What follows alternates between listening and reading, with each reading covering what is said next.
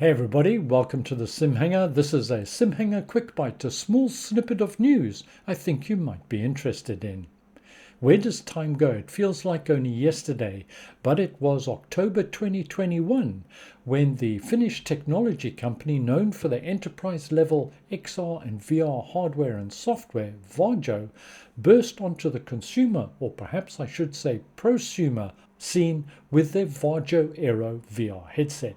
I say prosumer because it was expensive at the time, something in and around $2,000 or 2,000 euros. Fast forward just a little under 2 years to September 2023, and they announced a staggering 50% discount. Now, at the time, they issued a notice saying Aero for all, and I quote, "They've heard our feedback and are taking a step towards enabling true-to-life VR and XR for all." Well, that's amazing.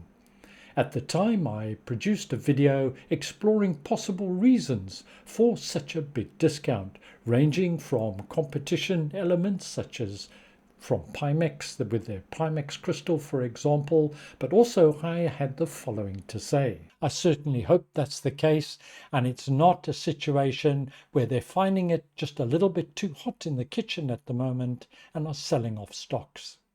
Well, from recent actions and activities, it appears that my fears are now being realized. The Varjo Aero is now discontinued, and support will only be available for a limited amount of time. The first to break the news, as far as I'm aware, was fellow YouTuber VR Flight Sim Guy. I'll leave a link to his video in the notes below, announcing that the product was no longer available for sale directly off the Varjo website, and secondly, support would be provided for a relatively short time through to the end of 2025. Well, the information in Steve's video seems to be 100% correct, and I've been able to confirm this via a posting from one of the Discord admins on their Discord. In that posting, they confirmed stocks are exhausted at Varjo and no further planned production. Residue stocks, I'm assuming, will just be with retailers. He goes on to say what's the future of the device, and official support will continue until 2026. The way I read that is until the end of 2025. But of course, we need an official announcement to confirm that. The posting goes on to say that software support will continue up to the end of 2025, as well as spares availability. The position thereafter remains unclear, but my takeaway from this is Varjo are exiting the consumer or prosumer VR market and maintaining their focus purely on the enterprise market, although their recently introduced XR4, they say, will be available to consumers, but at a launch price of at least twice what the Varjo Aero was originally priced at. Well, there's not going to be a lot of take-up there.